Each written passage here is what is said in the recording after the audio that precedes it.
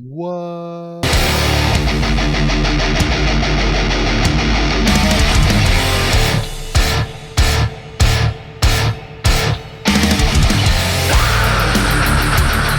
Thanks, everyone, for tuning in to this episode of the Growl podcast. First and foremost, if you have not subscribed to the channel, don't be a dick and do that. So subscribe, help us spread the word of the Growl. We got a great interview here today. I got a longtime friend of mine. We go back to probably early 2000s, 10s, somewheres in there. We'll talk about that here. But I got Ron Kachnic from Malignancy and Pyrexia. How you doing, Ron? Awesome, man. How you doing, Chad? How you doing, Scott? Good. We are good, man. It is awesome weather here. Finally, we got like early summer. It's 90 degrees from day to day, it seems like. So can't beat it, man. So how's everything out in Yonkers? Well, today is nice. We had an 80-degree day, but the rest of the week is supposed to be a little rainy. You know, that kind of hampers things. We got a Testament show tomorrow night, Practice What You Preach tour, and Awesome. like it's supposed to be like spoken word too. I think they tell some stories, so I'm really excited for that. I'm taking my singer Danny Nelson for his birthday to the show. So speaking of birthdays, you just had a birthday, didn't you not? Yeah, this Saturday I did have a nice birthday. It's good to be a Taurus. It's that sign has helped me in many ways.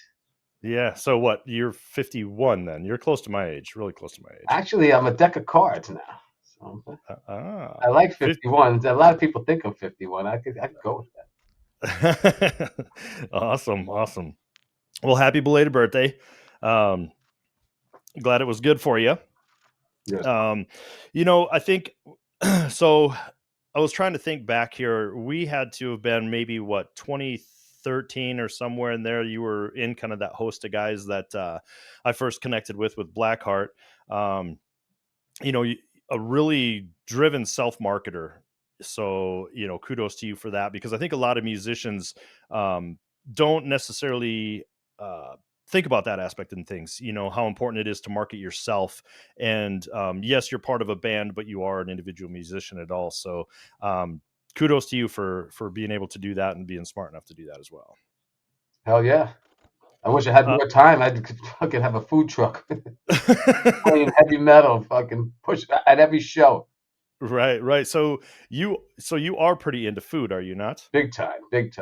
Yeah. Tell me a little bit about that. So, I mean, it really started in the early days because my grandma would be my babysitter, and just her showing me how to make homemade meatballs, homemade ravioli, how to make homemade dough to make pizza. Which later on I started making stromboli and going even further.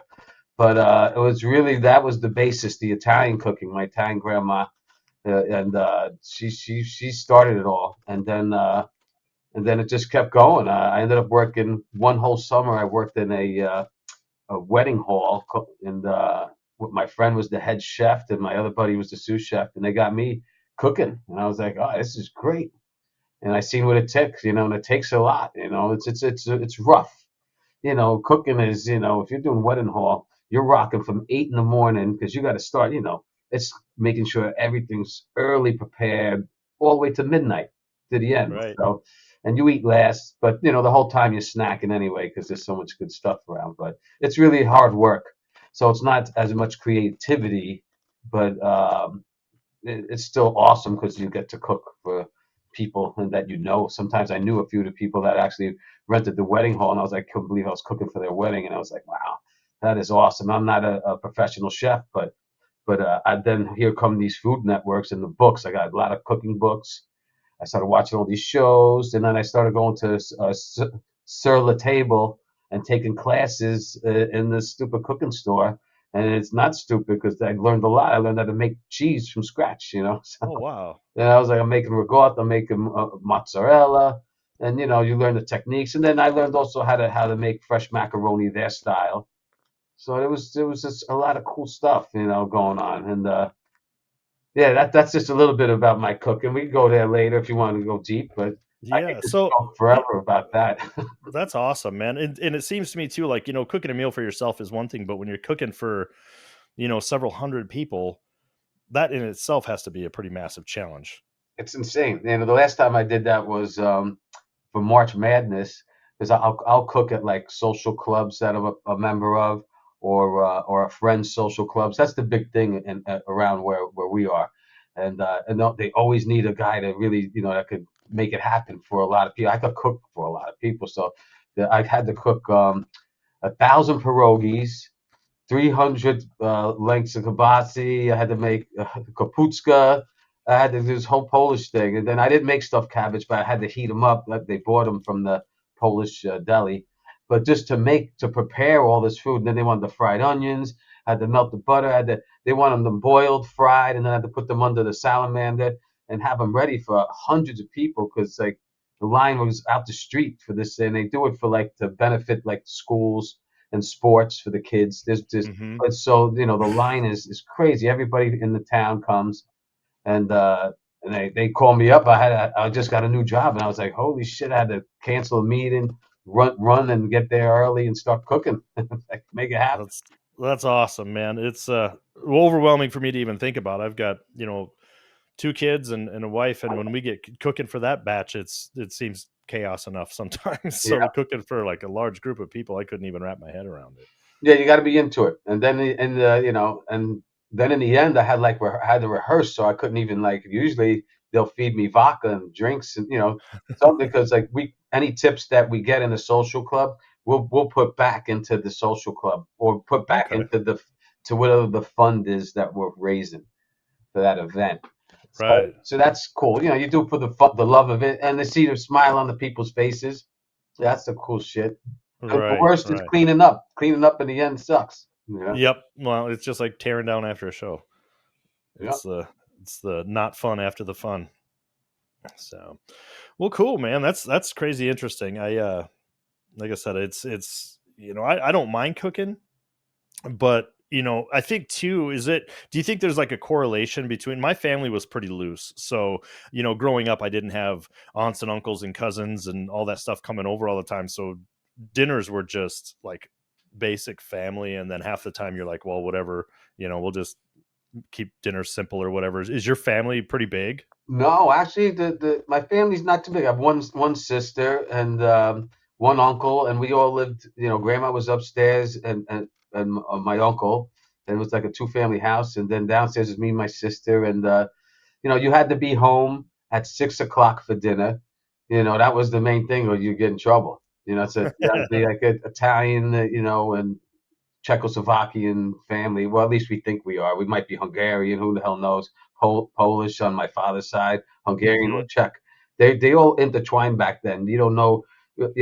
I know my grandfather was born in Warsaw, and then he went to Praha to Czech. So, but who knows? Where the hell we really come from on my father's side. But Sure. and then my mother's side is both Italian. One was Napolitan and Abruzze, and the other one was my my grandfather was from Sicily. Oh, Palermo. wow. So so it's cool. But you had to be home for dinner, and for Sunday you had to be home for the Sunday dinner, which was right after church if you went to church. Church is when the family's happy with God. When they hated God, no one didn't have to go to church anymore. It depends on who died, who they hated, who this. Right. Yeah, it's like, and that was like, until like that was only for a little bit, because I went to Catholic school, so they wanted you to go to church until probably like 4th grade. Once you're in 5th grade, you're running wild, which BMX, biking Yeah, all over yeah. the place. They can't even find you anymore. Yep. Uh, Yep. I hear you. That's how we were too. Is like once you were, mobile enough to be on your own, it was like, yeah, okay, well, see you yeah. at sunset. I'm in the woods building clubhouses and making trails for my bike. That's about Right. it. See. Well, let's talk about your childhood a little bit. So, don't forget to subscribe to the channel. I cannot express how important that is to help push us through the algorithm and get this content to metalheads who want to see it. Subscribe to the channel, share it with your friends, tell them to subscribe to it. I've got some great perks upcoming that you don't want to miss out on. I also set up a member section, which I know can seem goofy as shit, but I have an idea for it to allow those who really want to partake to take advantage of some really cool things. I have some 5x7 autographed cards from each of the guests that are on the show. I have some signature drumsticks that are autographed. I have guitar picks. I have all sorts of cool stuff from these guests that are on the show that they want to share with you guys. And in order to get your hands on those, you need to be a member. Okay. The membership package is like $5 a month. Okay. Every month I'm going to be giving things away. So I have a fair amount from each artist. So it's going to be worth your while. It's not some junk bullcrap just to get your money. You're also going to get a 15% discount on the Growl podcast store for merchandise. If you care to get any of that, you're going to start to get advanced viewings of all full episodes several days before the rest of your mortal friends. So check that out. If it's something you're interested in, sign up, become a member, take advantage of these perks because they're pretty killer. Obviously, you mentioned BMX and stuff. I was into BMX. I raced BMX for like 7 years. That was a huge part of me. I tried skating, but I couldn't skate to save my life. So, the culture was great, but for me, BMXing was where it was at. And then, so BMXing. And then once I got my first drum kit when I was 9. So what was your youthful music? What was your startup? What was your big catalyst for that? Oh, so yeah, well, my big startup, it really was the Devo, AC/DC, Rush. It was, everything that came out probably like was already out, but the 78 stuff, I was born in 73, but that was really the stuff that I started. It was Kiss was the main thing. That's my main band, but there was other stuff. I even listened to the Bee Gees. That was because my mom was playing that a lot, and my dad was playing all kinds of doo-wop. So I had the doo-wop going. So I was all rock. And my sister was pumping me Foreigner. I was like Foreigner down my throat all the time. Cold as ice, double friggin' vision. And then back in those days, you could sing into your own stereo. They had the little microphones. Oh yeah. 8-track. Yeah. We were trying to record on when cassettes just came out. All fun shit. Singing along with the radio. But yeah, that was my introduction. But yeah, and even Daryl Hall, John Oates. I had tapes for them when I was younger, and a little bits of U2, just the first 2 albums. But mostly it was just that AC/DC. I really like, and then boom, Ozzy. So that was my first thing was something. Ozzy was your big. And then I was like, what the hell is this? Crazy Train. Right. And then, and I was like, we didn't go Black Sabbath first. As kids, you were Ozzy first, for my era. And I was like, holy shit, Crazy Train, this is the best shit ever. And then, we all buy Blizzard of Oz, then we buy Diary, and then you go into Black Sabbath. And then you're like, holy shit, this is the best, So it was I really... think that era of Ozzy, I think, captivated a lot of people in our age group just because it was so unfiltered, when you just from the album covers to everything, having album covers with himself on the album cover doing crazy shit, is so many that in that era. And it's something I think a lot of people don't get now, but when you're leafing through stuff at a record store, CDs or, cassettes back then or vinyl, it's the album cover first, you buy with your eyes first, as opposed to your ears. And Ozzy was doing some shit, man. Absolutely. Like, Speak of the Devil, and you were like, you didn't care if it was Brad Gillis. And he's amazing anyway. I think one of the best guitar players out there at the time. But I had no idea. I just seen the cover and I was like, buying that. Yep, gotta hear it. Yeah, Brad Gillis was like my first major show that I seen, scalable show. I don't know what I was, 13 or 14, and I seen Night Ranger. And my expectations, at that time they were Sister Christian was the big radio jam at that time, which was, super softy. But seeing him live and watching his guitar work live, it was like, oh man, kind of really spurring. Because when I first started, I was a lefty, so I started playing drums first, and my interest was in guitar, but my brain wouldn't go there. And seeing Night Ranger was kind of a moving part for me, because that guy was like fluid, really fluid. Oh yeah. And then the other guitar player was Jeff Waters, was his name. Yes, I think so. He was a tapping. Right. He was tapping sensation. Yeah, Yeah. So yeah, and a lot of people don't think about him as, being that much of a part of, with Ozzy and everything else as far as, the heavy metal scene and stuff. But I think, man, he's right up there with a lot of guys. Oh yeah, oh yeah, So yeah. So that the whole Ozzy thing to me got me right now. That's what I want to do. Like I mean, I wanted to play guitar anyway, and I wanted to be like, I love guitar because of Ace Frehley and Kiss and just that sound. That's how I taught myself how to play guitar from Kiss albums, and then. But then once I heard that Randy Rhoads stuff, I was like, shh. That kind of got me more into the heavier shit. And then I started from there going into Iron Maiden and the Metallicas and the Megadeths and all that stuff. But the Ozzy was all first for me, sure. I So wasn't when big on Priest first. Priest, I got into later on. It was a later thing for me. yeah, But I liked Free, but I didn't go deep into them. I didn't buy their albums. Where I bought right. all the Maiden albums and Dio. Yeah. Yeah, I definitely skipped around quite a bit. A lot of the bands like with Priest and Maiden and stuff, I ended up falling into a really deeper, heavier track first into Venom and early Slayer, and then kind of doubled back a little bit to check out, Defenders of the Faith and albums like that and which are heavier than what you remember them being. They got their darker parts to them, but Oh hell yeah! so yeah, I had to double back a bit. I ended up going down the heavy road first.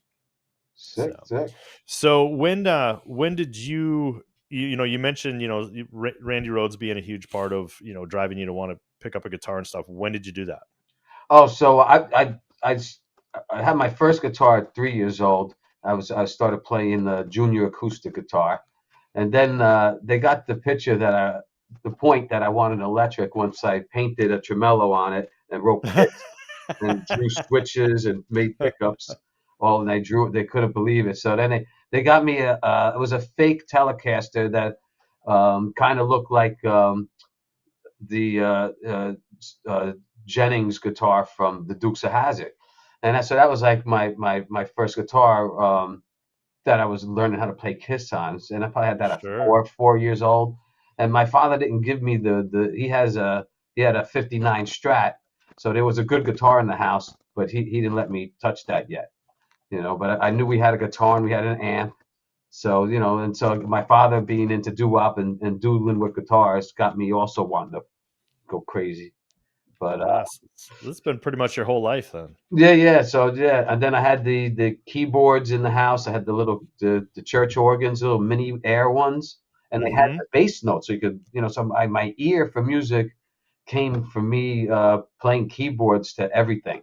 I was just getting my ear until I could not. That's the right note, and then I started learning how to play a lot of little stupid little not stupid but cool little jams on the keyboard as a kid. Sure, You know, sure. I, but I I I know these think silly albums, the dumb ditties. It was this album that they had like uh, on top of spaghetti. They had I like remember that. Three Blind Mice. All this, whatever it takes as a kid. Those little Yeah, kid albums are still getting your ear going.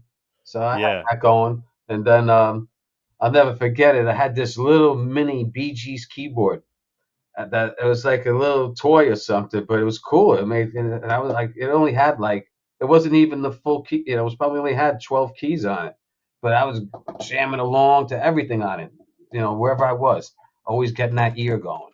yeah. The whole that's the whole deal. And then so it's easy for me to listen to normal music and just pick it right up on guitar, just Right. from getting my ear going. To Yeah, get, I think that's a huge. I don't know that so much that I would say it's lost, but I think with the internet and especially YouTube, you can find lessons and tutorials on how to, for tablature or whatever. I am so guilty that I've never learned to read tab. I've been playing for 35, 30 some 7 years, whatever, and I've never even gone on that road because I learned the same way you did, is I learned by listening and watching. So watching a player play something or forcing myself to learn by ear. Oh yeah, I won't even look at I have a few tabs. We only on the latest stuff, and I'm trying to do a whole tab thing for everybody so that the other guitar players out there could try to grasp what the Malignancy guitar playing style is about, because it's a style. Hmm. It's not normal. So, Right. you really got to go for it if you're gonna go for it. So, but what happens to me, I don't like looking at my old tabs to see if how I did something. So sometimes live, I'll just change it to what I think it is or what I like. That's that's like the Right. Zeppelin way, it happens. For sure. Yep. But The music morphs as you do. yeah, You kind of yeah. So that's you're right. I love that. We've done that. Even so much so is when we've written the material and we'll scratch track stuff, and then before we ever get back into the studio, we've played it 100 times, and then you sit down to do it, and Jason and I will get together and it'd be like, well, that's not how the riff was written, and it's like, yeah, but that's how it's right. yep, Because you morph into that music a yep, little bit more. I think yeah. that's the This is ultimate way. Because how I'm gonna be able to play it live. Yeah. yeah, I don't and wanna what record anything I can't play live. I've never right. have in my life, and so I don't wanna ever do that. Right, right. So, first bands and stuff. I know. I mean, you've been in Malignancy for. pro- uh, did you do anything before that? Yeah. So, before Malignancy, I was in, a band that I formed called Disfunction. And Okay. Disfunction had the second bass player of Malignancy, who's the first one on Intrauterine with us, Desmond Tallhorst. Hmm. And he was, fresh out of Berkeley when we did this. And I got accepted to Berkeley, but I didn't have the Luch. My sister went to med school, so the Luch went to the sis and the Yep. refinance into the house and everything, and it paid off. She's super smart, successful, and my Berkeley and my Five Town dreams went to uh, SUNY colleges to get my music degree. But I still got my music degree. It just Sure. I didn't go to big schools. I got my associates, and that's cool. I like it. But Desmond was fresh out. We were pumping. We were going for this sound that was like thrashy, but we were on the change. Like we were into that funk metal. I know everyone like was dissing it, but we were into Mordred, and we were into that stuff. And Hmm. so some of the stuff is kind of funky, but I would say it was more on the lines of a Queensryche almost mixed with Alice in Chains.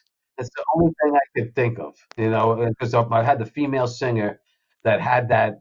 She sounded in between Lainey Stanley and that Jeff Tate. So, what year are we talking here? We're talking. We're gonna talk because I had this in high school still. So we're gonna say 89, 90, 91. And before that, I was in a band, my first band, because I got picked up when I was 14 just playing in music stores by already a band that was out on the scene. It was called Frenzy. It was a thrash band from Westchester, and we had demos going on WSOU and the WCC radio, all college radio stuff, and Sure. it was just thrash, more in the lines of Overkill, and I tried to get it more into the Testament realm, but these guys were kind of a little older and not ready to play that technical. They were set into that just that regular, Yeah. locked in double bass type of classic speed to the thrash side. But it was fun. It was a good experience for me. I got to play all the clubs. I got to open up for a bunch of cool bands, and then from there I was like, I got to do my own thing. And then that's when I formed this band Dysfunction, and yeah, it didn't last. It lasted. It lasted.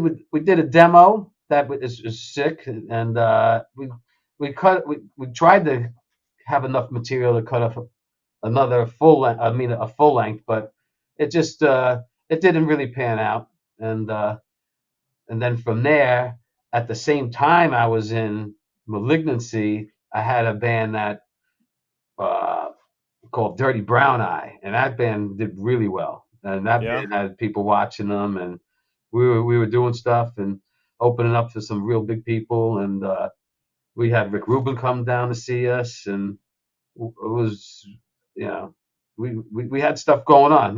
We didn't get the call. We didn't, but it was a nice run. You know what I'm saying? What type of music was that? That was like it was punk metal. I would just say punk metal because it was pretty much more on the metal side, but had a lot of that the lot of the cool punk, Mm. like I don't know why I say cool, but not like Rancid or anything like that, like fast punk, you know. So, Sure. Sure. and we had the distorted bass. We had a great vocalist, James Gibbons. He used to be in Insult to Injury from Century Media Records, and we snagged him. He was ready to do something else, and that they were like they were 2 albums and out, and we were like, let's go for it. We have two albums up on YouTube and stuff, and all the members are still around and just doing different stuff. You know, Sure. the drummer Jim Horan, he plays in the Sidecars tribute band, the best Cars tribute band out there. Go check him out. He's awesome. I love the And then Cars. James Gibbons got a new band called Sorrow's Hold. He's playing Dingbats this Friday, New Jersey. Go check those guys out. Right It's on. extreme metal, not too deathy, but I would say more like a death thrash. Go check them out. Right on. Right on. So then Malignancy for you is 95, Yeah, 96. yeah, well, yeah, I was around in '94, but I'm really on recordings demos with them in '96. Right on. So let's talk about those early days a little bit.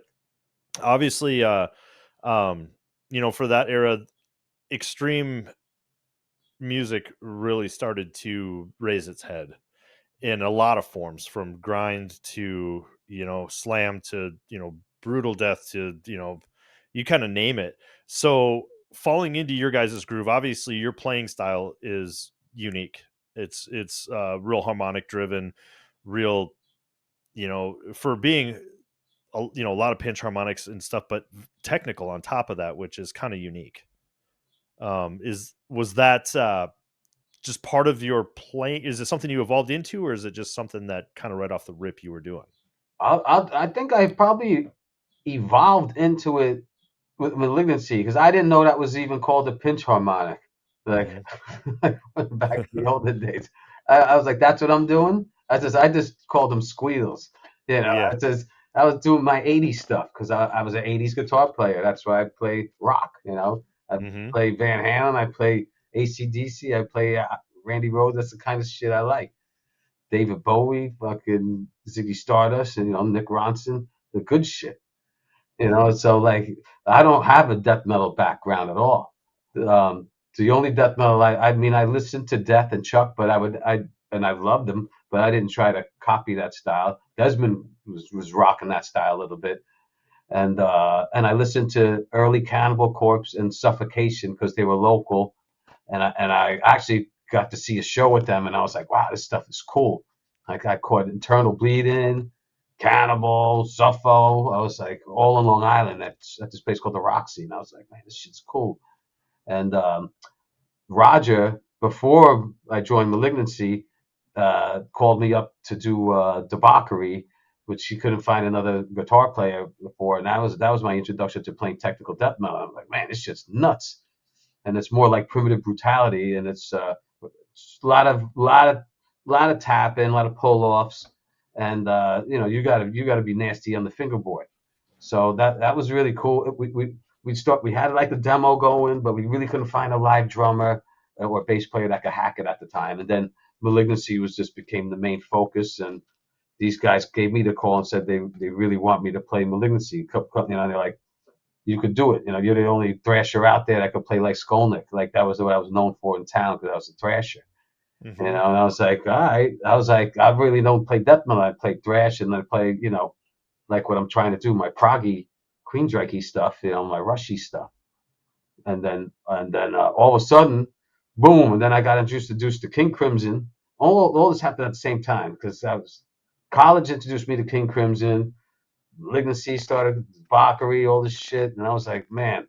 So I had my prog stuff was in my brain, and then these guys are pumping all this new death metal to me: Cryptopsy, Nuts a While, Brutality, fucking Gore Feast, all this old crazy shit. The first early Atrocity. I was like, oh man. So I'm listening to all this cool shit. I got all this cool shit in my brain. I was like, all right, I'm gonna go for it, and they were all friends. I went to high school with Danny Nelson for 1 year, and then he transferred out because they would make him cut his hair. They didn't tell me to because I was the leader of the school band. It had a little perks until we got caught smoking cigarettes in my practice room, and then I got that taken away from me, my key, and I can only have rehearsal with the band when teachers are around Uh-huh. So, like, one thing that that was prevalent in my mind growing up. So I'm in the Midwest. I'm born and raised in the Midwest, completely locked away in the middle of pretty much. If you put your finger in the central United States, that's exactly where I'm at. And so about as far away from real hubs of and pockets of music, from the Florida scene to the New York scene to those type of deals. Um, the one thing that was always really cool to me and appealing to me was the attitude of a lot of the bands coming out of New York, from the hardcore bands to the crossover bands, the SOD type unique bands to Cannibal and stuff. Why is it that scene, because it's the only scene that I can really even think of off the top of my head, that has that type of vibe? Is it just because it seems like it spreads through almost all the genres there? It's from the Lower East Side. It's just it's New York in general. It was how we grew up, and I think everything has to getting chased all the time. The rival hoods. You wasn't growing up like watch your back, and that or protect each other at keg parties. Rival crowds coming in to steal the kegs. There's all kinds of shit. So Right. I think a lot of that had to do with all that, and then and just growing up in cities. Like we were always used to being around a lot of people, cities, woods. I mean not woods. I mean we had little parks. Yeah, But, I'm from such a small town that it's like, I mean, I've obviously visited many, many, many cities, but growing up, I think for me is like 2 minutes and I'm out of town. You know what I mean? I'm in the country. And so and you're probably right, that is probably the sole reason for it, but it's always been like gravity for me, like when you look at stuff coming out of New York, and I kind of got into that hardcore scene out there for a while too, because of that. Like every one of these bands was just like, don't fuck with us, and it sounded like that, like you could hear it.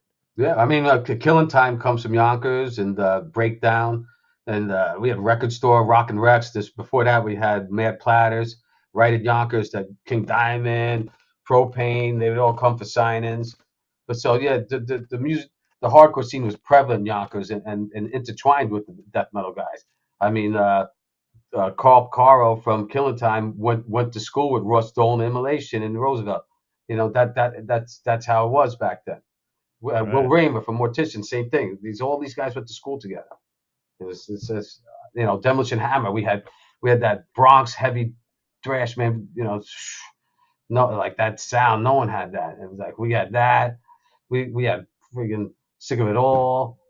Shit, Murphy's Law. When you're a kid, you had to know Murphy's Law. Shit, Yeah, yeah. And it's like the collision between that hardcore sound, and like the early hardcore and the death metal sound created a whole pile of like subgenres, really, Oh hell yeah. crossing over, where you'd get guys who were playing in this death metal band, but then they'd be playing in this hardcore band. And man, I think it just created some of the most, like, the meanest, nastiest Yeah. sounds I out mean, there. And I tell everybody the real crunch that you guys hear today came from Leeway and the Cro-Mags. I yeah, mean, that's where crunch came from that I like. I mean, Metallica, Megadeth, and everybody took, was rocking it too. But the real sick crunch was that fucking Leeway. I don't know what the hell they were using, amps back then, solid state. I don't know. Them things fucking sound sick. yeah. It was interesting. The whole crossover scene was interesting. Taking, and then, like, a lot of punk bands started to tilt towards being a little bit more metallic, and a Oh lot of yeah. the metal bands started tilting towards being a little more hardcore. So the influence was really cool, I thought. And then obviously and I know I mentioned it, but the SOD, record that came out Oh, we love really tornadoed that it. whole. Anthrax would rehearse up the street from our house, from where our hood is in Homefield. At Simon Printing was the name of the building. And I mean, their studio burnt down and stuff, and that's when they ended up leaving there. But it was there for years. Like, I mean, when we were little kids, like we were like, oh yeah, Anthrax rehearses right up here. It's sick. Yeah, that's And crazy. so like those are the cool stories that like you're like, whoa, man. Like there was, if you to even think about getting to that level back then was like, but I had told everybody when I was a kid that I'm gonna make it in music business. I says I'm gonna be a guitar wizard.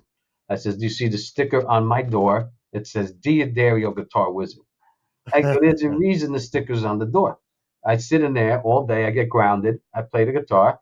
I learn. I make all kinds of crazy tapes of me going nuts. And like so a lot of times I would do a lot of creating. My little 4 track, my little lab as a kid, little Yeah. Tascam, and that's and that's just you put in the time. As a kid, I probably played. Went through every Metallica album, every Megadeth album, every Maiden album until I could play it, and by ear, Hmm. learn it all, and then so just keep moving on, next, until you get to some real hard shit. And you go, whoa, Cacophony. I can't just learn it by listening to it. I'd have to like really concentrate and listen to it where I remember it in my head, where so the song is completely in my head, and now I could slow it down in my head because Cacophony was just too hard to figure out. Right. That was the Friedman and Becker was the most Yep. challenging thing. So Yep. I could figure out Ingve to an extent, but I couldn't figure that fucking thing. Yeah. Cacophony. No, like my brother was super into technical guitar stuff growing up, and he introduced me to that Cacophony record, and it's one of those things where I think generationally it's kind of gotten lost, and I highly recommend everybody who is into that, technical, slightly proggy, Mm-hmm. but very, very educated guitar playing, go back and listen to it, because it's even today, I don't know that you could. They're like the pyramids of Oh yeah. technical rock. You Oh, know, forget it. Out of they're control. Out of control. yeah, lot of talent. Holy crap, talent. So, all right, you as a little kid, I'm gonna guess you were a pretty rambunctious little guy. Um, what what what kind of things were you into besides music? Hmm. I liked science. I was into like the chemistry sets. Back in the old days, you get like all these little, and I wanted to try always to make something. Everyone wants to make something that foams up or blows up. Mr. Wizard, I was Mm-hmm. on Nickelodeon, so I was into science a bunch. And we get all these little kits and try to do the little stupid experiments. I was really not into the magic trick shit. Tried that. That never worked. I played basketball as a kid. Just I wasn't ace or nothing. Just played just as good as an average kid. But my thing, I liked hockey. I played hockey, and I started the game too late. Skating and everything. I just started too late. But I played for a couple years, and I went to the Maloney Brothers hockey camp, and I got to meet Gretzky, and Oh they wow, coached us for like 2 weeks. It was awesome. yeah. So that was It's cool. We're close to Minnesota, so hockey's huge here, and I don't know. It's one of those things I still like. I've tried to learn how to skate. I still am like the stumbling idiot on skates. Like not for me, but it is big here, and it's one of those things I wish I could have committed a little bit more to back then, because there's guys that I went to school with that's they're 50, 52, 55 years old, and they're still playing hockey, and it's like, god dang. But I mean, BMX was everything to us. Once Yeah, we seen them yeah. bikes, I mean, that was it. That's all I wanted to do. That and then boogie boarding, skateboarding. I had the Variflex. I wasn't that good. Plus, we'll talk about it later. I can't be falling down all the time. So I had a Yeah. head injury as a kid. So I had to Yeah, kind let's of, let's talk about that here real quick. I know we briefly mentioned that beforehand before we started here, that you had a pretty traumatic accident. Oh yeah. and a roller skating accident. Now you don't hear about roller skating accidents every day, so let's talk about this. What happened? So back in the olden days, there was roller discos, and the roller discos also had video games, and that's when they just came out. Pac-Man just came out, Defender, the first real digital games, not the pinball machines. And then so everybody that was the thing to do. All right, take your kids to the roller rink, and and go roller disco. And so my father would take us. It wasn't the first time skating. We probably went like a couple times already, but on this like third or fourth time that we went, I was like 9 years old. I remember because it was right after Easter, and the back then the skates you rented were four wheels, and they had a big stopper on front that you put to stop. They weren't the Mm-hmm. inline skates of today. They Yep. were they were Neanderthal, and some of them had wooden wheels. So they were all banged up. Some people had metal one, yeah, and it wasn't metal because this was a wooden, but it was wood It's like or that super hard rubber on that super hard metal rubber. thin rim. Yep, Yeah. I know exactly what you're talking about. So there was a overweight lady skating, and I tripped in front of her, and she kicked me in the head right above my ear, and like my skull kind of like caved in and shit. Like, God and I was damn. knocked out for a while, and like the rink guard didn't help me up right away. Like, and my father seen me and had to go, what the fuck, He started yelling at the rink guards, but he got me out of there and then took me to the hospital because he could push his finger into my head. He goes, that ain't good. So Damn. fucking. And then here you go. They bring you into the hospital and they try to tell you as a little kid, like, make like, this is like the hood of the car. He goes, kid. He goes, you got a dent. He goes, I got to pull the dent, but I got to do some other stuff to fix the motor inside. And then, they're trying to explain to me in like, little kids terms. Right. I'm like, oh, here we go. And it I mean, wasn't you my first time. broke your goddamn head. It wasn't my first time for big time surgery. I didn't tell you about the first, but like 2 years prior, when I was 7 years old, I had to get my spleen removed from having a Mediterranean disease where your spleen gets enlarged. What? Yeah, yeah, yeah. Spherocytosis. I had I'm not full blown, but I had a little traits of spherocytosis where your blood vessels are a different shape. They're like oval or more round. It's one or the other where they don't fit inside the spleen and they'll end up gathering up and get big. How the So fuck is that like a just how does that happen? so it happens. It's in the Mediterranean. It happens. A lot of people are around Italy and around the top of Africa and all around the Mediterranean. They get this trait. Like not it, Crazy. that's so my from my mom's side, and so and not everybody gets it where they got to remove the spleen. But one thing, the reason they knew it happened back in the like early days, for some reason, they didn't get the Black Plague, was whatever. Like people that had this weird trait didn't get a certain disease, and then that's how they started figuring out something was up. That and they tested all these people, like, oh, you got weird blood vessels or something. And I was like, oh wow. I had to Crazy. get my spleen removed because the fucking thing was blowing up. Got that Damn. done, and then I had to take medicine for like until I was like 18 years old, like an antibiotic. Uh-huh. Then they just said you're in uncharted territory. There's like 22,000 of you out there, and just go for it. Damn. The only Damn. thing that could kill me from that is like deer ticks have like a malaria. Certain ones get like Uh-huh. certain malaria, especially the ones by me in the Hudson Valley. I can't be like in the woods that much. But certain deer ticks could like fuck me up. Right. Yeah, so it's like I got that going. So I was already in the hospital 2 years prior for a month with dealing with that stupid thing, and then fucking and then Then you get your boom, head broke. I get my head broke now. And this is when I was doing good in baseball. I was like, I just moved up. No more T League. I'm in juniors. I'm hitting the ball good, and now I ain't hitting shit. Fucking, I'm in the hospital for like I would say easily 6 months. Wow. And So surgery wise, what they have to do? so the piece of the bone went into the brain. So they had Oh to get the wow. bone out of the brain first and then glue it back together or put a plate or I really don't know what they did. Like as far as how they Did they use epoxy? Do I have a metal plate? Because You it's don't know so if you long have a metal ago. plate in your head? So I won't go to an ultrasound because I don't know. You know, Right. and the doctors are probably dead. I mean, it's surgery from the 70s. Right. Yeah. Well, yeah. Who knows? Right. You know, so that's the kind of thing I got to go through. So then, yeah, so they told me that's what they had to do, take the bone out, then I got to patch it up, and then blah blah blah. So it was like 150 stitches. It was like a big horseshoe, like fucking boom, man. And I still got a dent. Like I could let everybody feel the dent. Right on. Well, that sounds. I mean, sounds like a close call.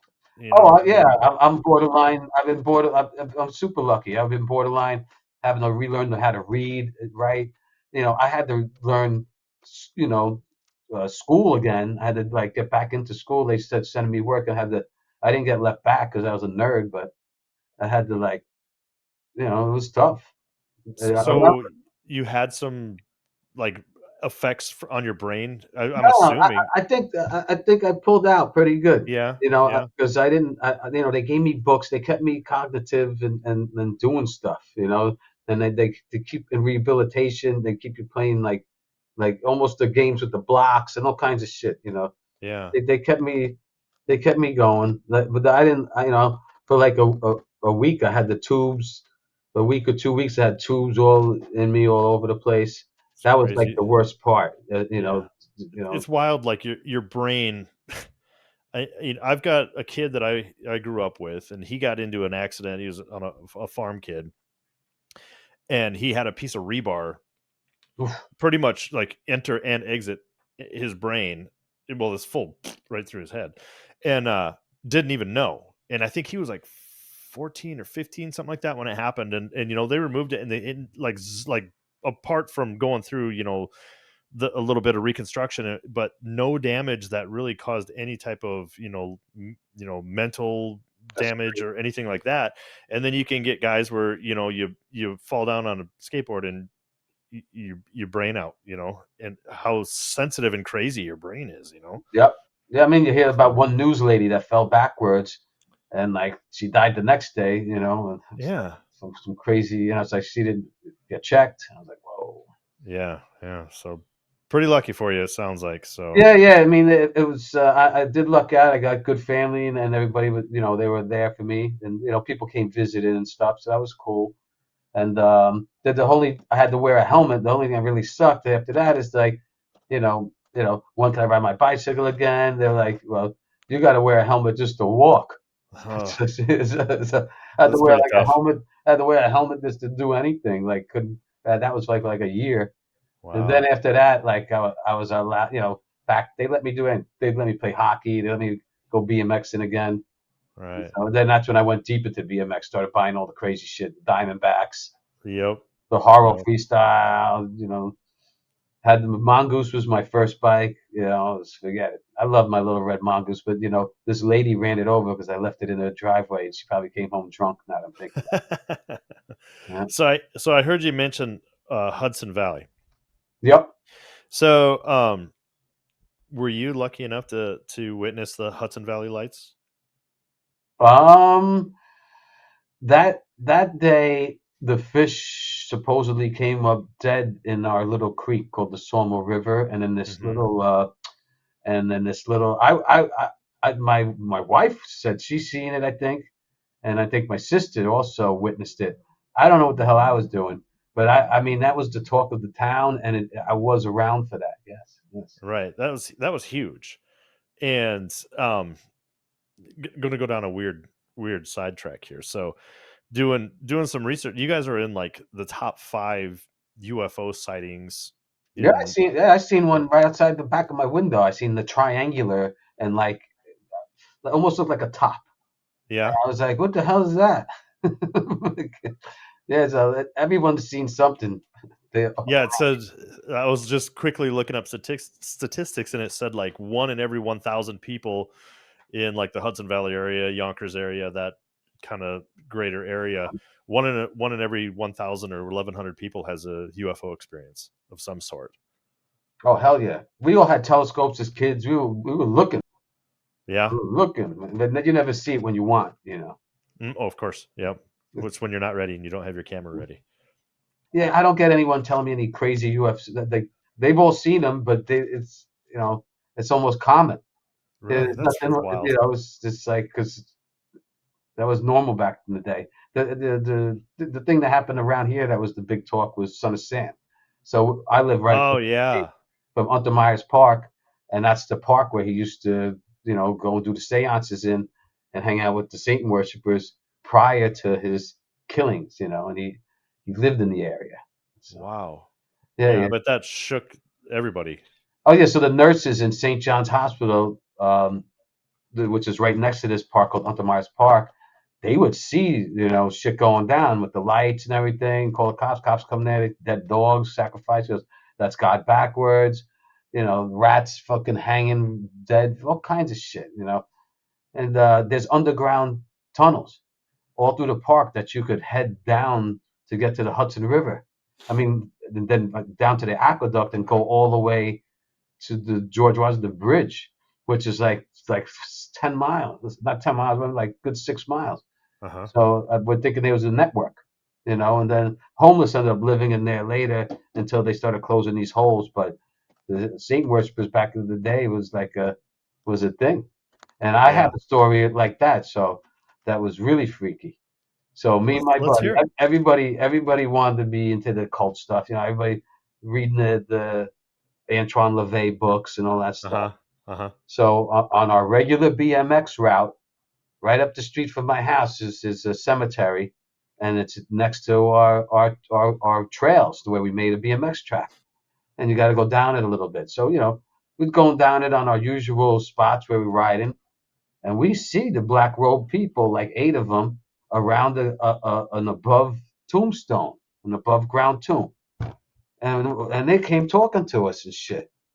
And we were like, fuck this. I want nothing to do with these motherfuckers. And we started throwing Wow. rocks at them and we riding away.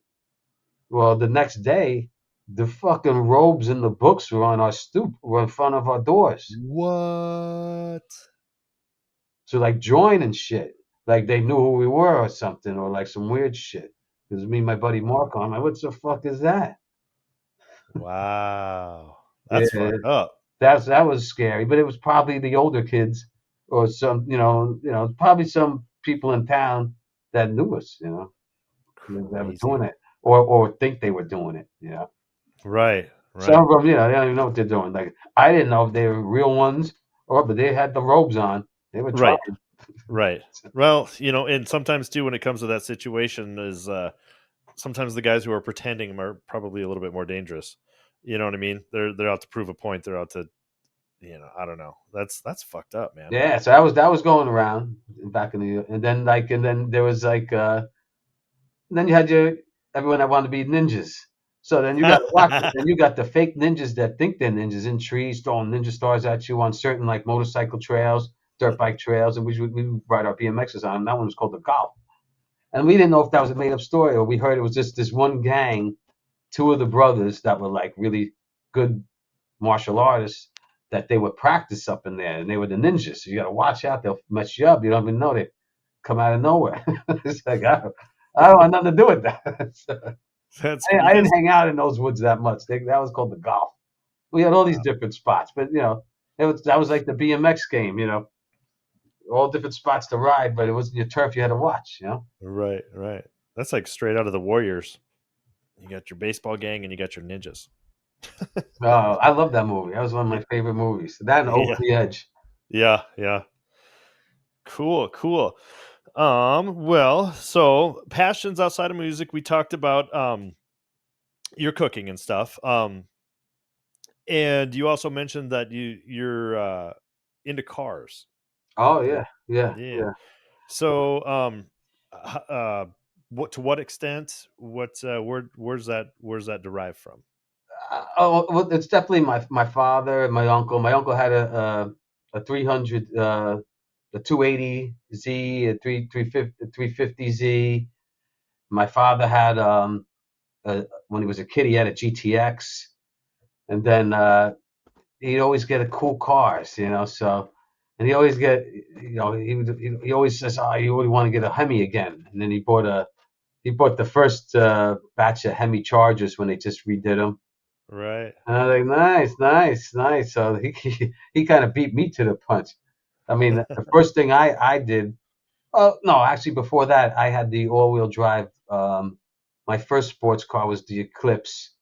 I was into the at first I was into the tune. No, I wouldn't call them tuners, but at my age group, the Mazda RX-7 when that came out, Mm-hmm. the Mitsubishi Eclipse.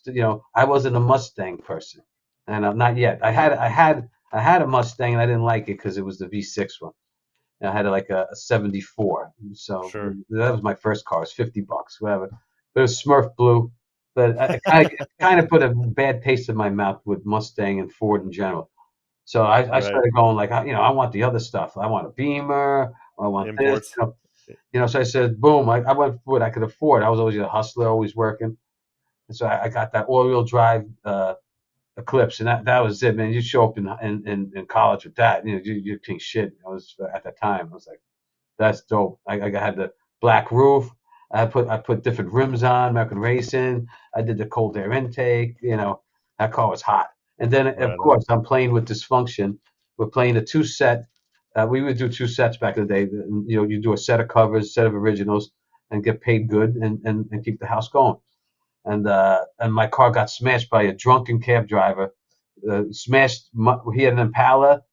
Crunched my all-wheel drive clips into another Caprice Classic that was parked. Oh my god! And then I was like, that car's gone. So then after that, I didn't get another sports car until 2013. I bought. I wanted to get back into the sports car game. Oh wait, we gotta rewind. Let's rewind to muscle cars. So when I got into the muscle car game a little, like I say, right out of college.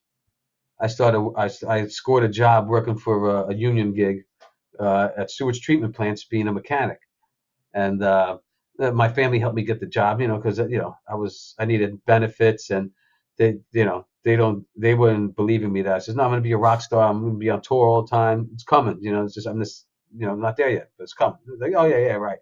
And they helped me get a job and everything. So I get this job, and I meet these crazy motherfuckers at this job. Well, I sit at the table that with all the tattooed guys. That looks like a jail. They're like, someone's sitting here.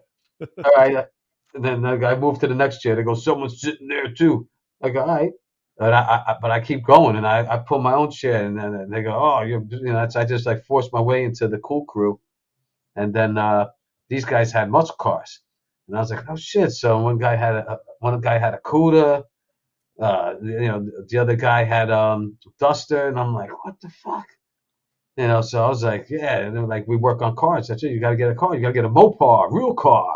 Right. So these guys are Mopar guys, and I was like, all right. So I started hanging out with Mopar boys, and I got me my first Challenger. It was a prime gray '73 Challenger. What a beast she is! She had some rot and some rust underneath, but the Those are 440 big. Those are big cars. the 440 in this Challenger was just so amazing, and I had to sell her because um, she wasn't good to restore. She had too many uh, really frame problems.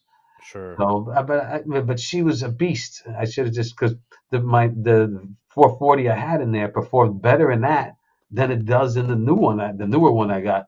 So then I sold her, and then I picked up another '73 Challenger, but one that was like kind of like painted red. It already had the strobes on it. It came with like a 360. I pulled the high power 360 motor out, and I dropped my 440 in, and it's a beast. But it just seemed like it wasn't as every car's different. It just Yeah. didn't jive. It's just mint and everything.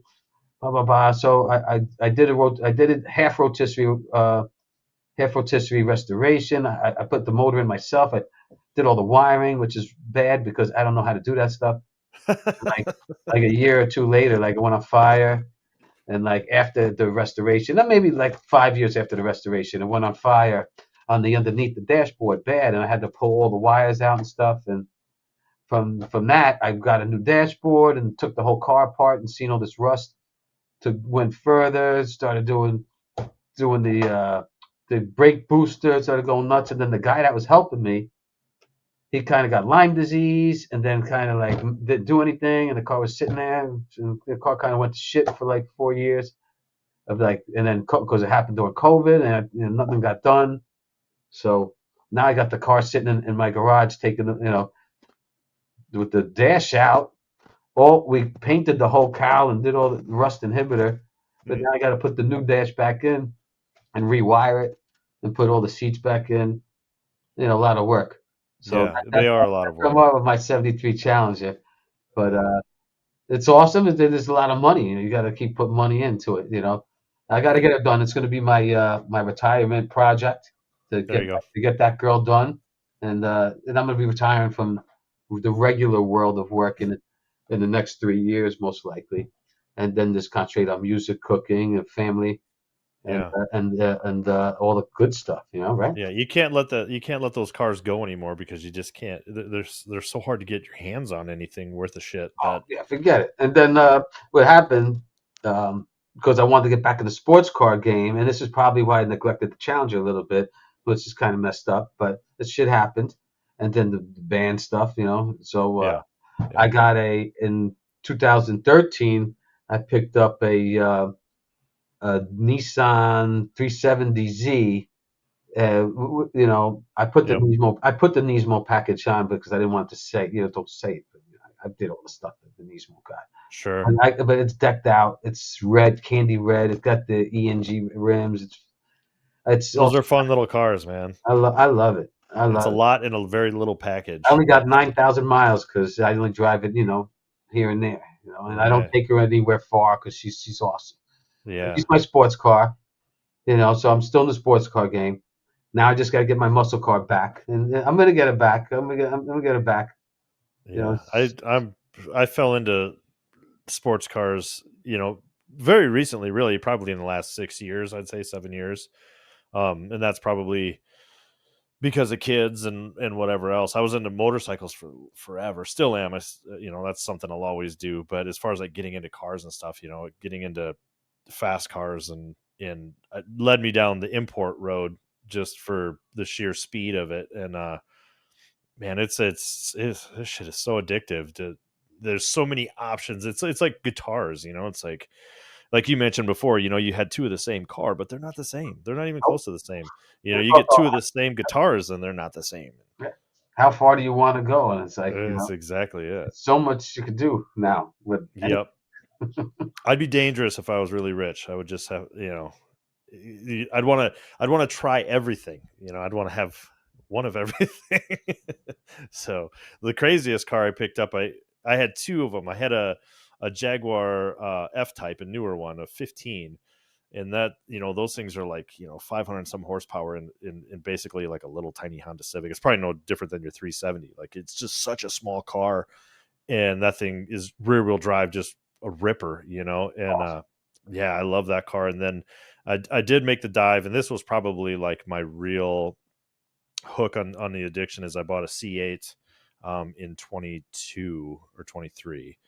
And man, that car is, if you haven't driven one, it is such an amazing machine. And I sold it because of the money I could make on it, which I'm glad I did, because I think I was at 100 grand on that thing, and when I sold it, it was like 110 or something, and now you can get that exact same car for 55,000. So it's the chaos that we were in when every toy was twice as much as it should have been during COVID. So, but that's a car you got to check out, man, because that thing is a All right. fucking animal. It is. Even the base model car is insane. So it is. They're a ton of fun, man. So let's get to music a little bit. It seems you've obviously had your hands on a lot of different things, but seems like the trend for a lot of us, 50 somethings, is you're realizing that you've been playing in bands for 30 some years and whatever, and there's probably more behind you than in front of you. So much, I'm very much the same way right now, as like give it to me. If I can do it, I'm going to do it. I've got a pretty huge musical plate right now, and it seems like you've got a bigger one yet. You've got your hands in a lot of stuff. Yeah, man. I want more, so I tell people more is more.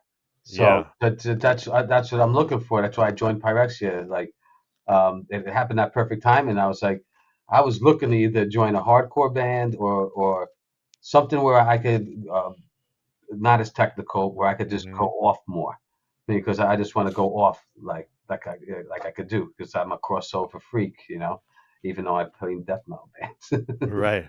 So you got Pyrexia, and then you obviously still got Malignancy, and then I seen you're doing some live work now too. It's Demolition Hammer. Right. So I'm like the Phil Dummel of death metal. That's like, it's it's those guys are really. I'm friends with Steve. I've been friends with Derek. Mostly Steve. I was friends with for a while, even before Demolition Hammer got back together. So his mom and father lived in my building. So he'd visit them all the time. I'd see them all the time. And I actually ended up getting their parking spots, because I was cool with them and stuff. And so my singer, Danny, he pressured Demolition Hammer into getting back together, like everyone was. And so Malignancy had a lot with telling them, like, you guys got to get back together, man. We're behind you, man. Everybody wants you. Everybody wants you. They found Angel on drums. They came back. They did, they're doing a lot of stuff. They're writing. They're trying to, get a new album going. So, they're doing stuff. They're not going to do no giant tours and stuff, but they'll be doing festivals and nice one-offs everywhere. But when one of the guitar players can't make it, I'll get the call. So, and it's just really fun for me. So Yeah. I've had some great shows with them already. So I'm looking forward to more in the future. I mean, I don't wish them when they can't make it, but I like it because then I get the call. I get to hang out with and play, open up for Exodus, hang out with Gary Holt. There's nothing better than that. And then, I had a great show. We played good. It seems kind of like a good I mean, especially for you with your upbringing and being into thrash and being you know probably more raised on that, like you said, on thrash and stuff than on death metal. So it's got to be kind of a like a childhood dream kind of deal. I mean, those dudes have been around forever. Oh hell yeah! It like bucket list stuff to Yeah. play in a real thrash band. What? What? I mean, they were towards the end more death thrash, but they forget about it. The Right. Steve Very vocal style in general, no one even sounds like him today. He's got that. right. He's, Right. he's, It he's is cool really, to see that stuff getting popular again, basically picking up a whole new generation. Are you seeing that when you oh guys yeah, play and stuff? Yeah. oh yeah, the whole crowd is. I mean, you got your old timers, but the whole pit and like all young. They Yeah. love I it. think I think it's kind of a necessity right now, really getting the younger generation to kind of circle back and um reconnect with the origins of things. I know that thrash revival happened for a while and still kind of pumping pretty good. And then, even with death metal, you get some throwback, like modern bands that are throwback bands. But I think it's driving a lot of these fans to kind of recirculate back to some of the pioneers and the guys that are still out there ripping shows. It's like, I mean, even look at Obituary. I mean, they're probably having their best run ever right now. Yes, it's amazing. I mean, Cannibals playing stadiums with Yeah. Sugar. I mean, and just we were talking about that with Dean Guitars, as with the A&R Chris Canella. Great guy, man, and he's got a great team behind him there. And we were talking about that. He's like, the guys that we're pushing are playing stadiums now. That metal guys are playing, that's It's Obituary, Cannibal. That's where they're at now. It's like I was saying, it's full circle. I was like, holy shit, it's really awesome. Yeah, it's good to see, especially like bands like that, like taking Obituary for example. They were there during the boom. An origin band that was there during the boom, had their high, and then went through the absolute low of death metal when death metal was just as uncool as it has ever been, to now having just riding that out and the the diligence to just do it because you're passionate about it, because you're losing money every time you go play, to fight through those things, to now have, Cannibal the same way. Like, you guys just fought through what it took, and now you're getting your deserve, that, and it's great to see, the passion for people supporting in physical copy and shows and stuff on that level. It's fantastic. Oh yeah, I love it. It's bigger than ever, and everybody that wants to say different. They have no idea what they're talking about. Yeah, Metal, it's good to metal, see. metal in general, and all. When you say metal, it could be thrash, hardcore, slam. I put it all in general when I say metal. Metal in general is bigger than it's ever been, ever. Yeah, Just because of what you have out there. You have so much social media, the YouTubes, this, that, boom, pushing music. You yeah, don't, I see it. I see the crowds everywhere. Everything's sold out. I don't know where people are getting the money, but people are going to shows. And it's since that's COVID. good. Man, people go out. I That's like good. that. I mean, it's, you only live once. Remember, you never know if you're gonna get hit by a bus. So go out every day and hang out, see your friends, go to shows, support bands, buy merch, do the cool stuff. Yeah, and with metal, really, as far as like the resurgence and the power that metal has right now, I mean, it's almost the last vestige of a true band. Like, rock is not, there is no underground for rock. There is no underground for anything where there's, a drummer, a guitar player, and a bass player, and a vocalist. It's metal. Yeah, no, You're kind of the last man standing. the reign supreme. Yeah, We yeah, packed the house. yeah. So what new things you got coming up then? Anything that you got coming up? Yeah, so we got Maryland Death. Well, actually, we go playing Syracuse with Mortician and Ringworm and Vomit Forth, Pyrexia this Saturday in Syracuse at the Lost Horizon. Can't wait to see everybody. And then MDF, here we go, Maryland Death Fest, Right. Malignancy, Devourment, Dripping, Human Artifacts. It's gonna be so sick, man. Thursday we're playing Thursday night at a soundstage, so can't wait to see everybody in Maryland Death Fest. I'll be Awesome. there Thursday, Friday, Saturday. Can't wait to see everybody. And then there's this big time shit coming up. We got Dog Fest from Hell's Headbangers Records, J Dog podcast. Yep. Doing Dog Fest June 21st. We'll be in Ohio. Can't wait. I've been in Ohio in a minute. Can't wait to see everybody. It's Malignancy, and I don't know if it's announced this, but we've been talking about it, so I could talk about it. There you We'll go. be playing Intrauterine Cannibalism in its entirety. Oh wow. You Cool. know, Very and cool. that's just for that show. And yeah, man, I gotta start brushing up on that because I probably got only 6 of those songs floating in the head. But we did it before, so it'll come right back to me in about 30 seconds. There you go. Yeah, it gets harder as you start stacking up albums out through the years, and you're like, dang, Yeah, you well, got there's some of the tracks the songs you wouldn't regularly play live ever. Those are the yeah. ones just like, oh, okay, that's what I did. All right. But Yep. we got that, and then Pyrexia. We're going to Europe. We got the well, actually, let's talk about the new album. So we Yeah. got Unholy coming out in June on Gravitas Entertainment. Um, it's the it's a newer version of Unholy Requiem, but reimagined, new production, guitar solos, stuff was replayed, done different. So we can't wait for everybody to hear a new album, Unholy.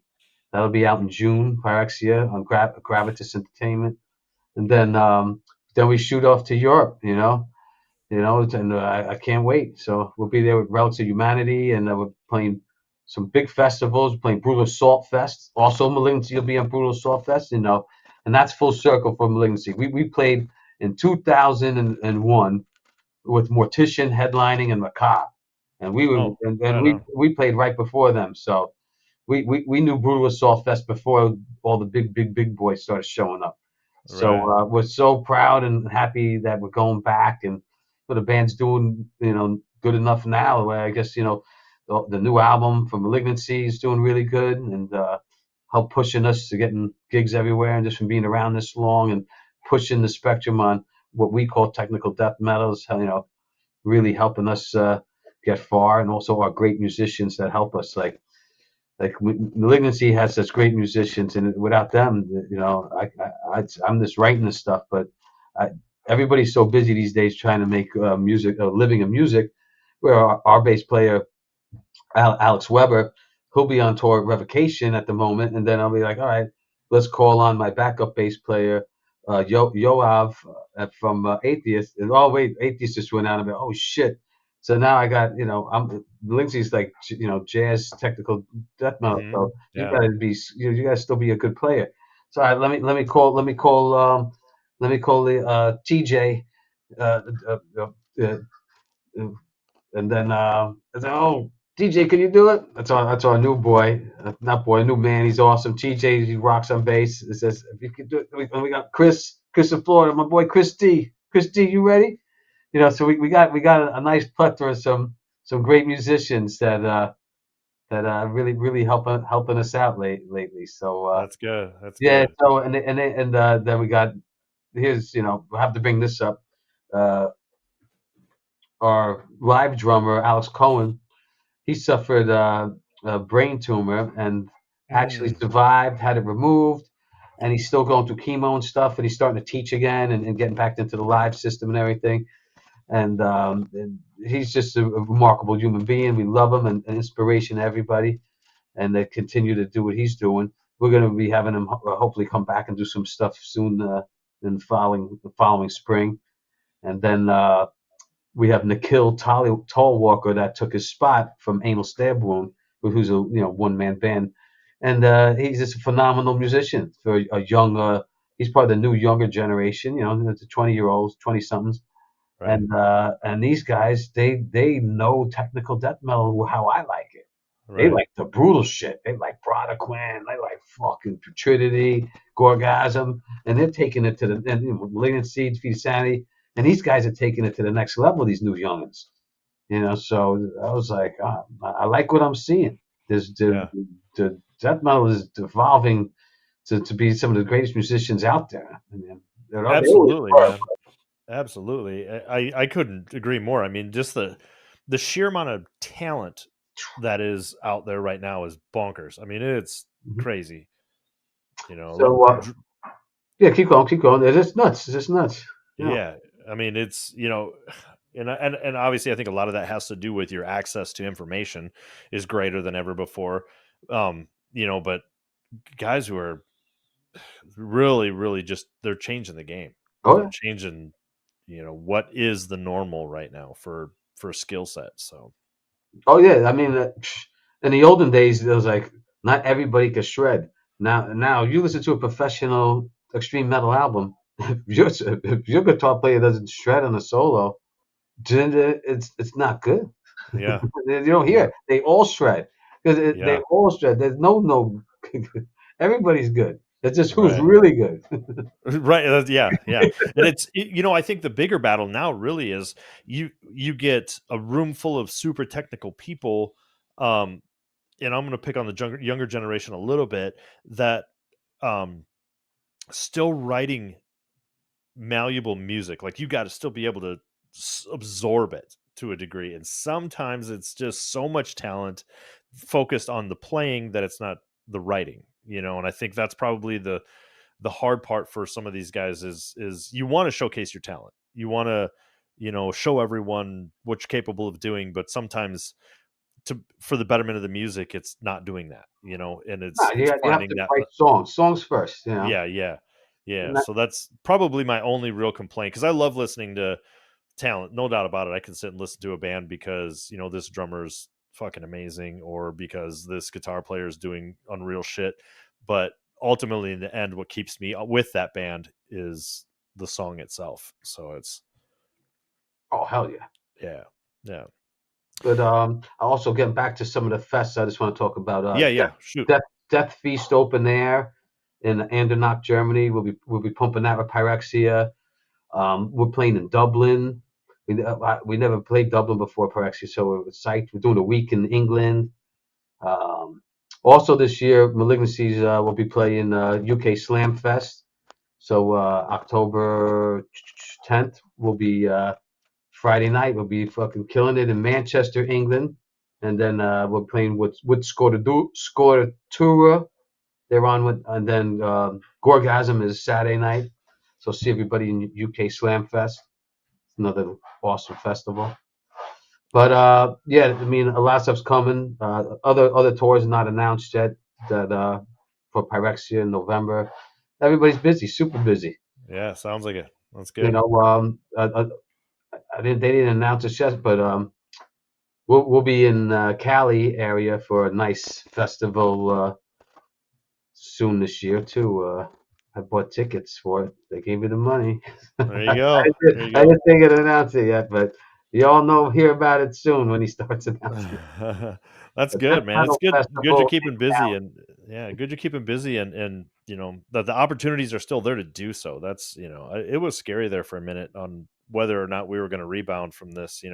I had that vision with, and maybe we're starting to see it, and it's just happening later than what I thought it would. Is once you got into the COVID time where everything gets taken away, all your live shows get taken away, your tours get taken away, all this stuff just doesn't happen.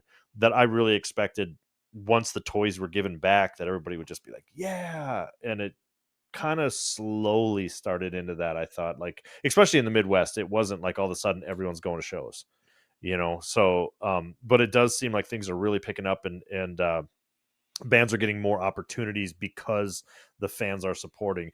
And I think it's that it is the scales, right? So yeah, you can do all these great tours and you can do all these things, but if the fans don't go out, it doesn't work. So now that fans are starting to, the show attendance are starting to go up and stuff again, that's giving these great tours and these great festivals an opportunity to actually grow again. Oh hell yeah! Yeah, They're, so it's they're out there. The U.S. is starting to get big festivals again. yeah. They're starting to imitate Europe. I want to see festivals all over the United States. It would be. I mean, we're starting to get there. I want to see even more. Yeah, I I love it. agree with you. I think it is funny how like European countries have it figured out when it comes to that. How that type of atmosphere and that type of event can function and function well. And we're getting it here. You're starting to see more of them poke up. So I hope you're right, man. I hope that's Well, it's the because in Europe they get holiday. So all the businesses shut down, the towns shut down. So they know at that month in August and that month in July, they don't work, so they're gonna throw all the festivals, and they all right, go, and it's right. like it's sick, totally sick.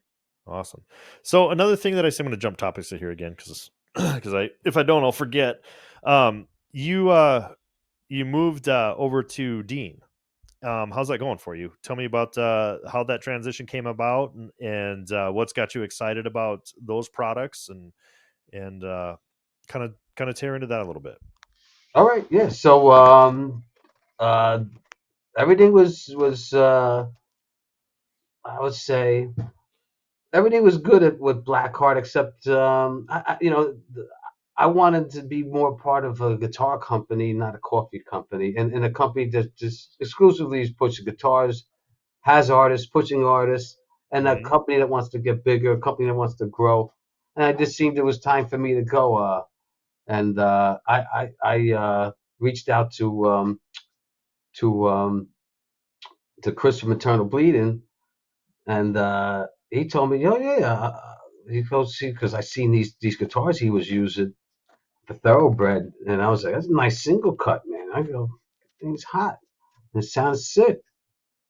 I said, let me see that shit. And then I said, who's the A&R guy? He goes, it's my boy Chris. He goes, I'll give Canelo a call and ask him about you.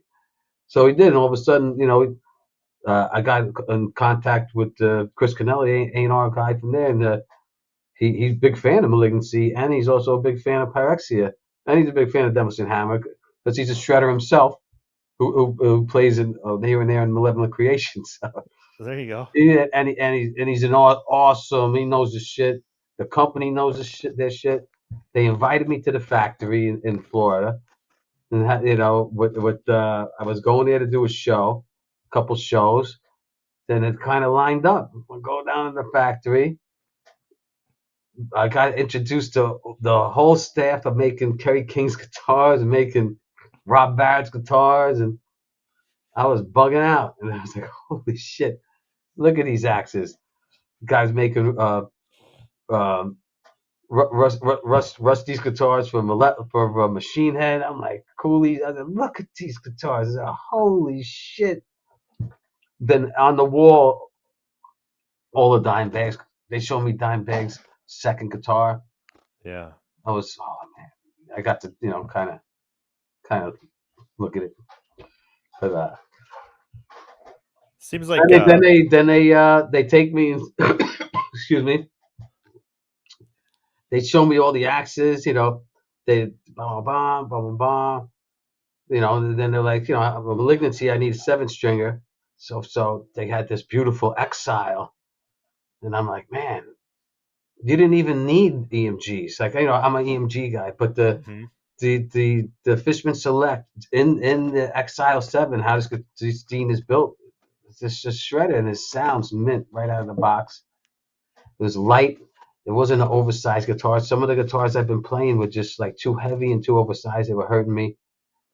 And so now I got 2 good weight ratio 7-strings, shredders, and so I got 2 of those. And then for Pyrexia, I was like, what do you guys want me to go with? And they said, go whatever you want. And I was like, I like the Thoroughbred and I like the Vengeance. They go get one of each. So I got a Thoroughbred and a Vengeance that I'm using for Pyrexia and for Demolition Hammer, my 6-stringers.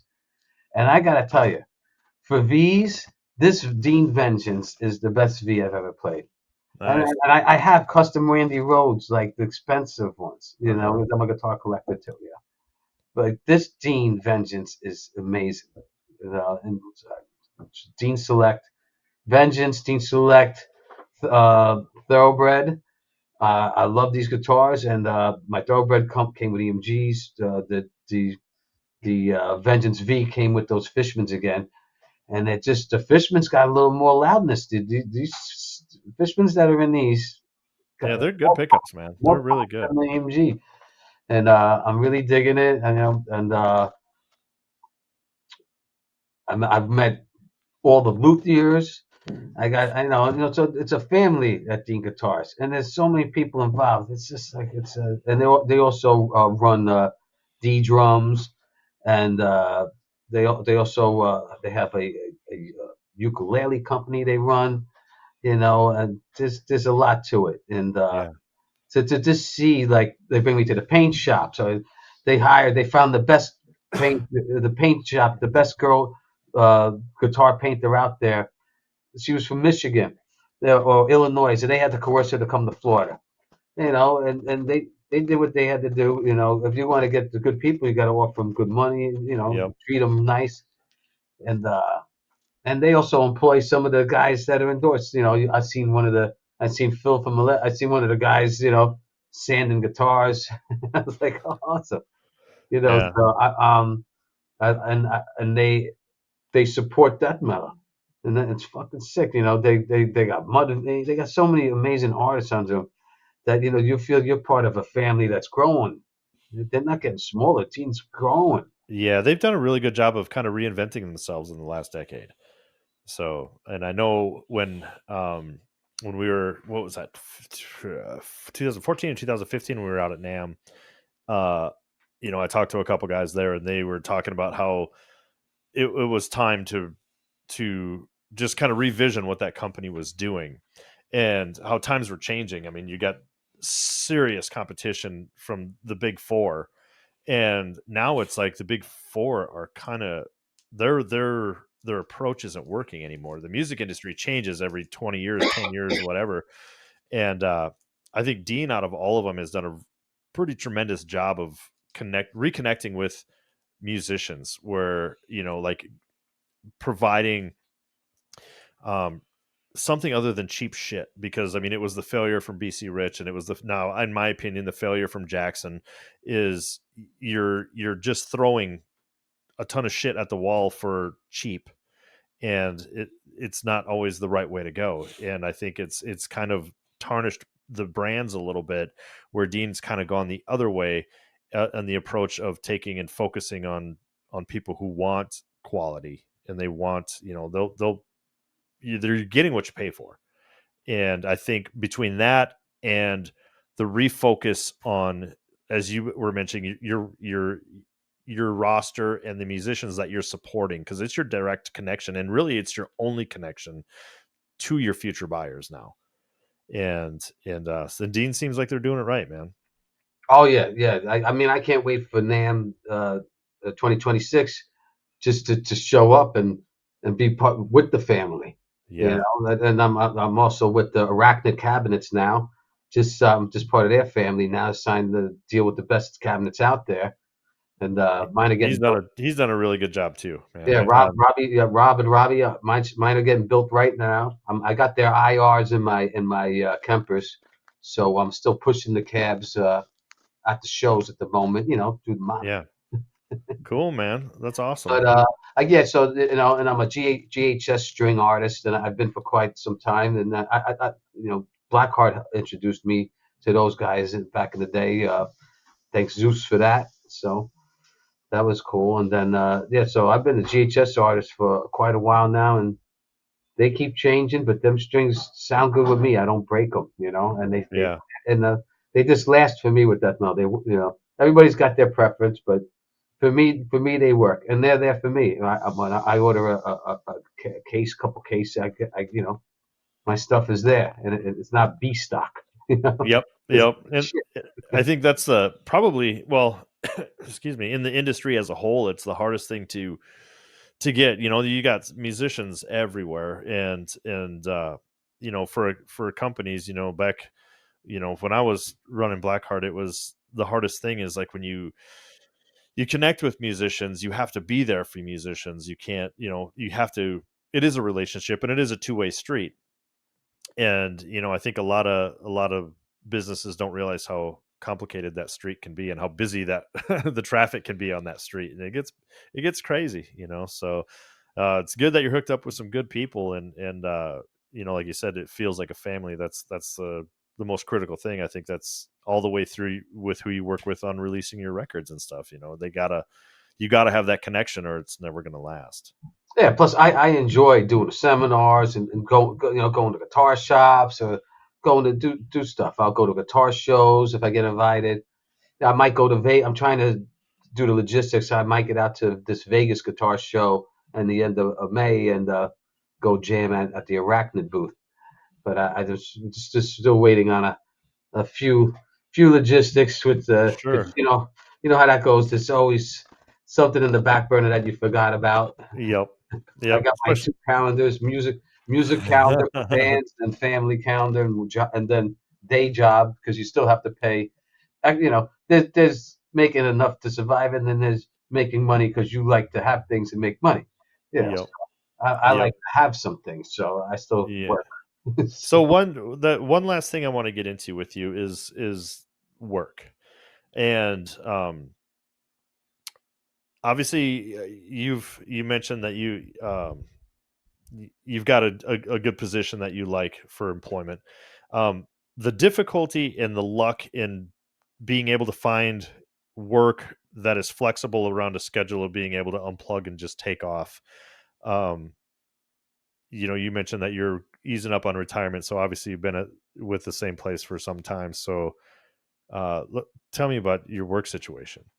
Well, I mean, when I was younger, it was really just like I don't know how I pulled it off without getting fired.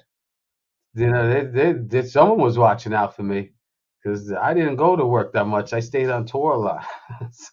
Yeah, and it's like you don't, when you're not making enough money to survive, you have to be employed, and you get to that point where, I made the decision that it was career and family over touring because to me that was my safety net, Like from and 2000 to 2004, I was in Mortician and Malignancy at the same time, and Mortician was starting to tour heavy. That was their heavy years of touring, uh-huh, and I was making money. We were making money, in Europe and in the States. So I was having a blast doing that, and but then when after that's done, now what? Did you lose your job or what? So I kind of lucked out that I didn't lose my job. And then what I would do is like I would like, all right, if it was a year where we're writing records and stuff, I didn't take any vacations and I would save them, and then they'd let me carry over vacations and stuff like that. So I was able to like take like a month and a half to 2 months off every year and and just go on the road. cool, So and very that's what I cool, still do now. Like just but now we'll see how it goes this time. right, right, I just got a new position, so we'll see how much they like me not being around. But it's also a position that I could handle from the road because now I got a position where I could work from home. I have ah, an office job. I'm no longer a mechanic. I'm a program administrator, and there's a lot of those in business fields of all businesses from uh-huh, so well, good what for I you. do though is I buy parts. I make requisitions and buy parts, talk to buyers, talk to vendors, and I buy parts to run sewage treatment plants in all aspects about it. So from laboratory parts to pumps to office supplies to anything in between, and have to know everything about everything. So Right, and right, so that's so I run a sewage treatment plant practically. That's what I used to do, and as the a top mechanic supervisor, and now I buy the parts for them. It's pretty cool, cool. So I like it. And I got a laptop now and screens and stuff. So I might take the laptop on tour. I just have to ask them, am I allowed to bring this, overseas? right, Are you cool right, with me having a government laptop overseas? Because I'm pretty sure they're gonna be because if they need work done, I just log into any, secure. I go to any McDonald's. That's where you right, go as a band that get Wi-Fi. Any McDonald's around the world. So you just sit in your McDonald's and you do your work for a half hour. You get the fuck out. right, So that's what I might do, and then I'll log in and get paid while I'm on tour on vacation for 15 minutes of overtime. right.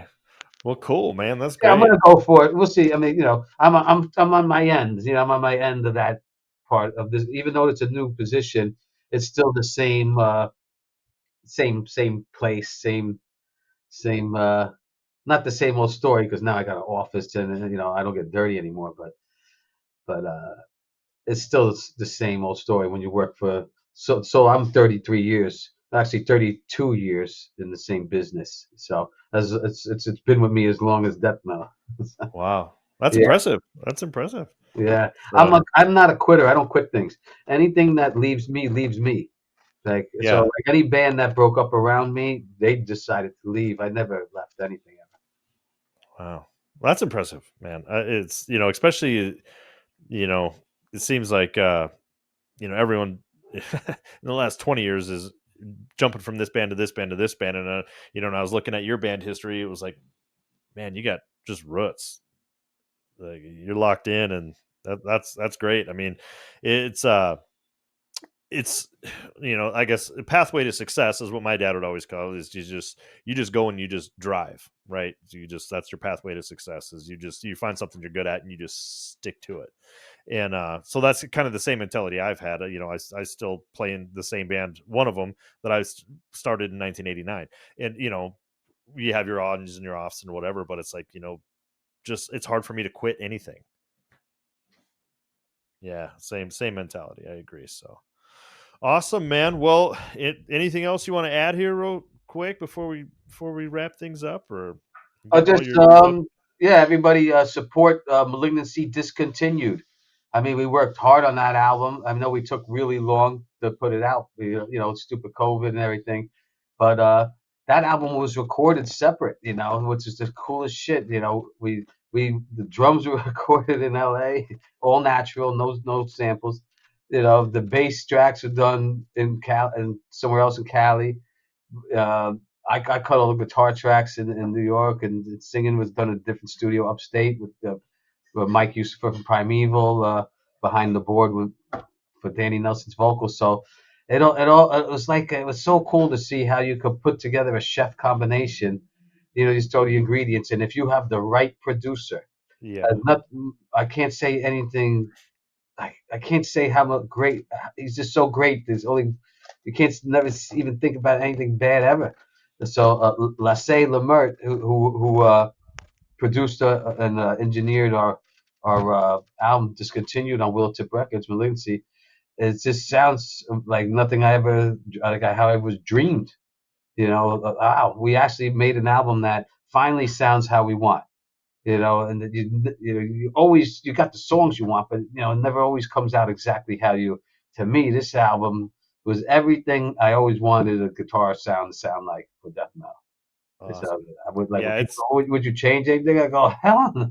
I said you could buy two of my sounds on STL Tonality, Lasse Lemert edition.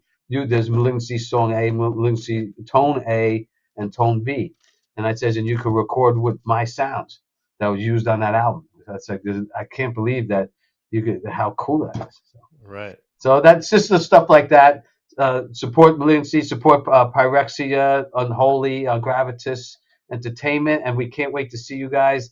There's a lot, we play Bogota a lot, so a big pump up to our family in Chimba, de Bogota, Colombia. We love you guys, and we want to see some more action from Argentina and all you guys. We're going to try to get out there and do some more Latin American countries.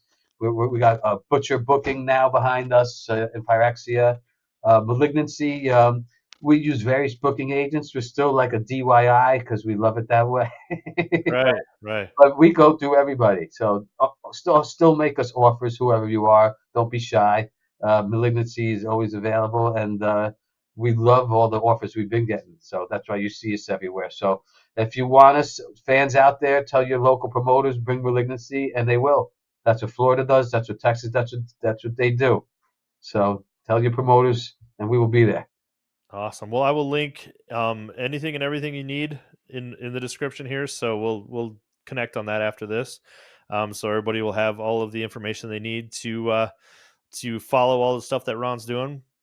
He's a busy man and he's doing some pretty incredible work. So make sure you check out all of his stuff. Ron, again, buddy, thank you very much for taking the time to sit down and chat with me and share a bit of your personality with everybody. And have a great and prosperous year, man. It looks like you got a lot of stuff lined up, and it's going to be a good one for you. Thanks so much, Chad. I'm actually going to also start writing a grindcore album this year, and I'm not going Nice. to tell anybody the name yet, but you all know, all you grinders out there that heard me talk. Well, I got the lineup now, so it's definitely going to happen. And Nice. thank Interesting. God for the young, thank God for the young musicians. I'm excited to hear it, man. Awesome. Well, thanks a lot, dude. And like I said, good luck with everything this year. And I know it's going to be a good one for you, man. Hell yeah. Thanks, Chad. And everybody support the Growl podcast and support metal. All right, brother. Well, take care of yourself, and we'll talk to you soon, man. Peace. Thanks for checking out this episode of the Growl Podcast. Please hit those like and subscribe buttons so you do not miss anything that we have upcoming. We have some killer guests on the way, and you do not want to miss them.